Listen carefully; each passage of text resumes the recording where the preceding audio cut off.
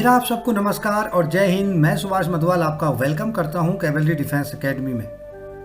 भारतीय सेना से जुड़ने के साथ भी और भारतीय सेना छोड़ने के बाद भी आपके साथ आपकी कैवलरी डिफेंस एकेडमी। जी हाँ, यहाँ पर एक्स सर्विसमैन से जुड़े सारे वीडियोस हम अपलोड करते हैं और हर छोटी से छोटी जानकारी अपने एक्स सर्विसमैन भाइयों तक पहुँचाना चाहते हैं। उसके साथ ही जो नए कैडेट्स होते हैं, नए अग्निवीर जो भारतीय सेना का हिस्सा बनना चाहते हैं, उनको भी यहाँ पे रिटर्न एग्जामिनेशन की तैयारी करवाई जाती है और साथ में उनको अनसॉल्व पेपर या किसी भी प्रकार की मोटिवेशन या कोई भी जानकारी अगर उनको चाहिए तो कैवलरी डिफेंस एकेडमी उनको टाइमली प्रोवाइड करवाती है। इसके साथ ही सैनिक स्कूल और मिलिट्री स्कूल के बैचेज कंटिन्यू चलते रहते हैं, जिसमें जो पेरेंट अपने बच्चे को पढ़ा नहीं सकते इन स्कूलों में या जिनकी आमदनी बहुत कम है या जो सिंगल पेरेंट यानी फादर की किसी वजह से डेथ हो गई, मदर अकेली है, तो उनको फ्री ऑफ कॉस्ट एकेडमी में पढ़ाया जाता है। अगर भारतीय सेना से रिटायर्ड हुए या जो सर्विंग भी कर रहे हैं उनके वार्ड्स यहाँ पे मिलिट्री स्कूल और सैनिक स्कूल की तैयारी करना चाहते हैं तो उनको भी 30 to 50% डिस्काउंट कोर्स के अकॉर्डिंग दिया जाता है। खैर, जो आज का मुद्दा ये है कि आप सब ने सुना होगा कि जो एक्स सर्विसमैन होते हैं, जो उनकी डॉटर्स होती हैं, उनकी डॉटर्स को शादी के लिए यानी विवाह के लिए सरकार एक ग्रांट देती है जिसको शादी वित्तीय सहायता बोलते हैं। इसके साथ ही उसमें एक विधवा पुनर्विवाह भी होता है। अगर किसी वजह से पति सेना में थे और एक्सपायर हो गए हैं, शहीद हो गए हैं देश के लिए, तो जो विधवा होती है उसके पुनर्विवाह के लिए भी सरकार पैसा देती है। और ऐसा लगता हम लोगों को कि सुना तो है लेकिन आज तक कभी देखा नहीं है मिलता है कि नहीं मिलता है, और लोग इस वजह से अप्लाई भी नहीं करते। लेकिन अभी मैं आपको पिछले 2021 की बात बताता हूँ। मेरे नज़दीक में ही रहने वाले हैं एक सर जो EME से रिटायर्ड हैं। उन्होंने ये अप्लाई करा था, उन्होंने कहा कोशिश करते हैं, और लगभग 1.5 साल बाद उनको पूरा का पूरा पैसा जो उन्होंने क्लेम किया था, क्लेम नहीं मतलब जो अकाउंट जो फिक्स है अमाउंट, वो पैसा उनको मिल गया। 2019 में जिन लोगों ने इसके लिए अप्लाई किया था उनका कोविड की वजह से डिले तो हुआ, लेकिन 2022 के जनवरी फरवरी में सबको लगभग पूरा का पूरा अनुदान मिल गया। लोगों को ऐसा लगता है कि नहीं, ऐसा नहीं मिलता। अभी मैंने वीडियो इससे पहले एक शेयर किया था तो उसमें लोगों ने बोला था कि ये सब बोलने की बातें हैं, ऐसा कुछ नहीं होता। लेकिन मैं आपको बता दूं कि 100% होता है। बस कमी ये होती है कि हम लोग कोशिश नहीं करना चाहते। हम लोग बोलते ठीक है यार, लेट इट बी, छोड़ो यार, जाने दो। लेकिन ऐसा नहीं है। जो आपका अधिकार है, अधिकार लेना कोई गुनाह नहीं है। आप अपने अधिकार को ले सकते हैं। मैं तो यही कहूँगा कि ज़रूर आप कोशिश करें और इस चीज़ के लिए अप्लाई करें। अब इसको हम अप्लाई कैसे कर सकते हैं, इसके लिए हमारे पास और क्या क्या जरिए हैं, क्या इसका तरीका है और कितना पैसा कितने बच्चों के लिए हमको मिलता है, मैं वीडियो में आपको सारा बताने वाला हूँ। तो सबसे पहले इसमें मैं आपकी बैकग्राउंड की बात करता हूँ। बैकग्राउंड यानी कब से शुरू हुआ, क्यों शुरू हुआ और किस तरीके से शुरू हुआ और किसके लिए ये लागू है, इसके बारे में मैं सबसे पहले आपको बताना चाहता हूँ। तो ये 1981 से शुरू हुआ था। उस समय 3,000 रुपये पर डॉटर मिलता था। उसके बाद 2007 में इसको 16,000 रुपये कर दिया गया और 2016 में 1 अप्रैल 2016 के बाद जो भी विवाह संपन्न हुए उनके लिए 50,000 रुपये कर दिया गया है। लेकिन सरकार को सपने नहीं होंगे कि एक्स सर्विसमैन अपनी बेटी की शादी करने जा रहा है या उन्होंने शादी करी है, तो उसके लिए आपको प्रॉपर डॉक्यूमेंटेशन के साथ सोल्जर बोर्ड के थ्रू अप्लाई करना पड़ेगा। सोल्जर बोर्ड के थ्रू भी ऐसा नहीं कि आपको फिजिकली वहाँ पे जाना है, वहाँ पर जाने की ज़रूरत नहीं है। मैं आपको अभी बता देता हूँ कि आपने करना कैसे है, वो वीडियो में मैं आपको लास्ट तक बताऊँगा। लेकिन ध्यान रखें, रैंक हवलदार होना चाहिए या उससे नीचे होना चाहिए, आर्मर्ड कोर के दफेदार या उससे नीचे, ठीक है। और बाकी जो सर्विसेज हैं उनके या जो इन्फेंट्री है उनके हवलदार या उससे नीचे, और इसी के इक्विवेलेंट रैंक नेवी और एयरफोर्स में भी। अगर आप GSO से रिटायर हैं तो आपको ये फाइनेंशियल असिस्टेंस नहीं मिलेगी, ठीक है। इसका एक्चुअली एम क्या था, क्यों इसको शुरू किया गया था? तो इसको शुरू करने का जो मेन एम था वो फाइनेंशियल असिस्टेंस देना था एक्स सर्विसमैन को, ठीक है, या विडो को। उनकी विडो यानी कि ड्यूरिंग सर्विस एक्सपायर हो गए हैं, या एक्स सर्विसमैन में ही भी एक्सपायर हुए हैं, माने रिटायर हो गए थे, उसके बाद एक्सपायर हो गए, तो जो उनकी विडो है उनको डॉटर की जो शादी वो सोलमनाइज करने जा रही है उसके लिए उनको 50,000 रुपये मिलेंगे, मतलब करने जा नहीं रही है, करने के बाद मिलेंगे। मैं बताऊंगा कैसे, ठीक है। या ऑर्फन डॉटर है, ऑर्फन का मतलब क्या है कि फौजी हैं, रिटायर आए, वो एक्सपायर हो गए, उनकी वाइफ भी एक्सपायर हो चुकी है, लेकिन उनकी डॉटर जो है उसकी अभी शादी होनी बाकी है। तो कोई रिलेटिव होते हैं जो पालते हैं या उनकी शादी करते हैं, तो वो रिलेटिव अगर अप्लाई करेंगे इनके थ्रू, इनके नाम पे, तो उस डॉटर की शादी के बाद भी 50,000 रुपये की रकम मिलेगी। मैंने आपको जैसे कि पहले बताया कि ऐसे बहुत सारे केसेस मैंने देखे जहाँ पे लोगों को मिला है अगर उन्होंने सही तरीके से अप्लाई किया है तो, ठीक है। तो बस वही मैंने आपको बता दिया, ये एक फाइनेंशियल असिस्टेंस है, ठीक है।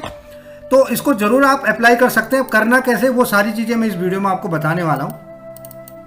दूसरी बात, आपको करना क्या है, जैसे शादी हुई in the month of April, माना शादी हो गई है ना, तो उसके अगले 180 डेज यानी 6 महीने तक, यानी नवंबर तक आप अप्लाई कर सकते हो, ठीक है। उसके लिए बहुत इंपॉर्टेंट बात यह है कि जो मैरिज सर्टिफिकेट होता है ना वो चाहिए होता है, ठीक है। पहली बात तो 180 डेज है, वो ESM होना चाहिए, उनकी विडो होनी चाहिए, ऑर्फन डॉटर होती है, इसके अलावा और कोई भी अप्लाई नहीं करेगा। रैंक हवलदार एंड वेलो होना चाहिए, मैंने आपको ऑलरेडी बता दिया है। लड़की की एज 18 साल से ज़्यादा होनी चाहिए। नाबालिग की शादी करें और उसके लिए अप्लाई करें तो वो पॉसिबल नहीं है, ऊपर से केस और हो जाएगा, ठीक है। And should be recommended by respective ZSB and RSB, जो जोनल सैनिक बोर्ड होते हैं, जिला सैनिक बोर्ड जिनको हम बोलते हैं। एक और बात, इसको अप्लाई करने से पहले ये ध्यान रखिए कि क्या आपने ऐसा कोई फाइनेंशियल ग्रांट अपने स्टेट या सेंटर से तो नहीं लिया हुआ है। कुछ स्टेट्स में भी लड़कियों के कन्यादान के लिए कुछ हेल्प मिलती है, जैसे कि उत्तराखंड की मैं बात करूं, यहाँ पे एक नंदा गौरा योजना है जिसमें लगभग 62,000 रुपये मिल जाता है लड़कियों के लिए। तो अगर आपने इस तरीके का ऑलरेडी कोई सहायता ले रखी है तो आप इसको अप्लाई नहीं कर सकते, इसके लिए आपको एक सर्टिफिकेट देना होगा। वो सर्टिफिकेट कैसा होगा वो भी मैं इस वीडियो में आपको बताऊंगा, ठीक है। ओके, आगे चलें। मैं इसमें आपको बता दूं कि आपको डॉक्यूमेंट्स क्या क्या चाहिए, ठीक है। सबसे पहले तो आपको, जैसे मैंने पहले बताया था कि आपको www.ksb.gab.in पे लॉगिन करना है। मैंने आपको ये CA वाला, जो मैंने चिल्ड्रन एजुकेशन असिस्टेंट वाला वीडियो बनाया था, उसमें भी मैंने ये चीज़ें आपको बताई थी। अगर आपने वीडियो नहीं देखा है तो आप आई बटन से या डिस्क्रिप्शन में लिंक है, वहाँ जाके इसको देख सकते हैं, ठीक है। बहुत सिंपल फॉर्म होता है, उसको आपने भरना है। उसके लिए आपको पहले कुछ कॉपियाँ अपनी स्कैन कर लेनी है। क्या, अपनी डिस्चार्ज बुक की जो आपके पास कॉपी, उसको कंप्लीट स्कैन करके रख लें, अपने लैपटॉप में, मोबाइल में सेव करके रख लें। बार बार जरूरत पड़ेगी, जब आप CA के लिए अप्लाई करेंगे उस समय भी जरूरत पड़ेगी, ठीक है। और उस डिस्चार्ज बुक में जिस डॉटर की शादी हो रही है वो मस्ट बी इंक्लूड, जो पेज होता है ना डिस्चार्ज बुक का, उसमें जहाँ पे फैमिली डिटेल्स होती है वहाँ पे लड़की का नाम और उसकी डेट ऑफ बर्थ जरूर मेंशन होनी चाहिए। ऐसा ना हो कि उसमें आप, वो शादी के बाद हुई है, आप डिस्चार्ज बुक आपके पास पुरानी है और आप उसी से अप्लाई कर रहे हैं। अगर ऐसा है तो आप अपने रिकॉर्ड्स में जाइए। अगर कोई ऐसा बच्चा है जो शादी के बाद हुआ है, आपकी डिस्चार्ज बुक में मेंशन नहीं है, तो आप उसको अपने रिकॉर्ड के थ्रू मेंशन करवाइए। ऐसी संभावना है, ऐसा हो जाता है, पर उसका नाम होना बहुत ज़रूरी है। ये कुछ चीज़ें हैं जो ध्यान में रखी जानी चाहिए। इस चीज़ के लिए नहीं, या किसी भी चीज़ के लिए, अगर किसी भी एक्स सर्विसमैन का कोई बच्चा आर्मी से सर्विस छोड़ने के बाद होता है तो उसका डॉक्यूमेंट पक्का मेंशन करवाएं। पर्सनली रिकॉर्ड में जाके उसको अपलोड करवाएं। जिला सैनिक बोर्ड होता है, उसके थ्रू भी आप उसको पार्ट ऑर्डर करवा सकते हैं, ठीक है। लेकिन डिस्चार्ज बुक तो आपको वहां पे जाके पर्सनली बनानी ही पड़ेगी। ओके, और क्या चाहिए? और चाहिए प्रूफ ऑफ मैरिज। जैसे शादी हुई तो शादी के बाद क्या मिलेगा? मैरिज सर्टिफिकेट मिलेगा। तो जो मैरिज सर्टिफिकेट मिलेगा वो चाहिए, वो उसके साथ अपलोड होता है, स्कैन कॉपी, ठीक है। A certificate from applicant that he she has not taken any money, मतलब उसने कोई भी मनी, कोई भी असिस्टेंट किसी भी गवर्नमेंट से नहीं ले रखी है, स्टेट गवर्नमेंट या सेंट्रल गवर्नमेंट, अपनी उस पर्सनल उस बेटी की शादी के लिए पर्टिकुलरली जिसके लिए अभी अप्लाई कर रहा है, ये एक सर्टिफिकेट चाहिए, ठीक है। उसके साथ ही आपने जो CA के टाइम अपना बैंक का अकाउंट का डिटेल दिया था वो यहाँ पर देना है, और PPO की कॉपी देनी है। PPO में भी उस बच्ची का नाम होना चाहिए, जो पुराना PPO होता है, लास्ट में से एक कॉलम बना रहता है, वहाँ पे बच्चों के नाम होते हैं, तो वहाँ पे भी उसका नाम होना चाहिए, ठीक है। और ये कोई जाली डॉक्यूमेंट नहीं है, सब कुछ आपके पास है। अगर जूनियन चीज़ है तो आपको कोई भी चीज़ भटकने की जरूरत नहीं है किसी भी चीज़ के लिए। अब जो इंपॉर्टेंट इसके लिंक्स हैं, मैं आपको लिंक्स बता देता हूँ। देखो ये वाला जो ऊपर वाला लिंक आपको दिख रहा है ना, ये वाला लिंक आप सीधे पेस्ट करेंगे सर्च बार में तो आपको पूरा का पूरा सारी चीज़ें खुल जाएंगी। और ये लिंक फॉर्म का है, जो फॉर्म भरना होता है उसका। तो ये दोनों लिंक आप यहाँ से कॉपी कर सकते हैं और पेस्ट करके चेक कर सकते हैं। अब वो फॉर्म का मैं आपको फॉर्मेट बता देता हूँ। जो फॉर्म का फॉर्मेट है, जो देना है आपने कि भैया मैंने कोई पैसा नहीं लिया है सरकार से अपनी इस बेटी की शादी के लिए, तो इस तरीके का एक फॉर्म का फॉर्मेट होता है, ठीक है। और थोड़ा सा यहाँ पर ये राइट साइड में रहेगा, यहाँ पे आपको सिग्नेचर करने और सिग्नेचर यहाँ पे डेट डालिए, यहाँ पे चीज़ें लिखनी है कि आई, अपना नाम, जो भी सर्विस नंबर है वो, जो रैंक है वो, declare that I have not taken any money assistant grant from respective state government services towards the daughter's marriage video, मतलब जो भी चीज़ के लिए आप कर रहे हैं उसके लिए आपने ऑलरेडी कोई भी ग्रांट सरकार से नहीं लिया है, ठीक है। तो मैं एक बार आपको वेबसाइट पे लेके चलता हूँ और फटाफट मैं आपको फॉर्म भी दिखा देता हूँ, ठीक। जैसे आप गूगल खोलेंगे, गूगल खोलने के बाद आप यहाँ पे जैसे KSB लिखेंगे ना, तो KSB यानी केंद्रीय सैनिक बोर्ड, ठीक है। या थोड़ा सा इसको डिटेल में लिख लीजिए क्योंकि KSB का और भी होता है, केंद्रीय SAINI सैनिक, बस इतने में चल जाएगा। ये डाला, ये इंटरफेस खुला, ये डाला, ये खुला, फाइनेंशियल वेलफेयर ग्रांट्स में गए, यहाँ पे गए financial assistant for marriage of ESM daughters, इसको क्लिक करा। इसको क्लिक करने के बाद ये खुलेगा, यहाँ पे देखो सैंपल एप्लीकेशन फॉर्म है, ठीक है, सैंपल। और ये देखो अप्लाई ऑनलाइन है। सैंपल एप्लीकेशन फॉर्म को आप क्लिक करेंगे तो वो लिंक मैंने आपको वहाँ PDF में भी दे रखा है, ये रहा। ऐसे इन चीज़ों को भरना है, यहाँ से आप देख सकते हैं। अगर आपको इसमें दिक्कत होती है तो आप जहाँ से CA आपने क्लेम करवाया था, जिस साइबर कैफे से या किसी और CSC सेल से, वहाँ पे जाके आप इसको करवा सकते हैं। उसके बाद जो डिक्लेरेशन सर्टिफिकेट मैंने आपको दिखाया था उसकी भी यहाँ पे इसको प्रिंट आउट निकाल के आप भर के दे सकते हैं। इसको प्रिंट निकालिए, इसको अपने हाथ से भरिए, सिग्नेचर करिए, डेट डालिए और इसको स्कैन कर दीजिए, ठीक है। उसके अलावा अगर आपको सीधा अप्लाई ऑनलाइन करना, आपके पास सारे डॉक्यूमेंट जमा हो गए, तो सीधा अप्लाई ऑनलाइन पे जाइए।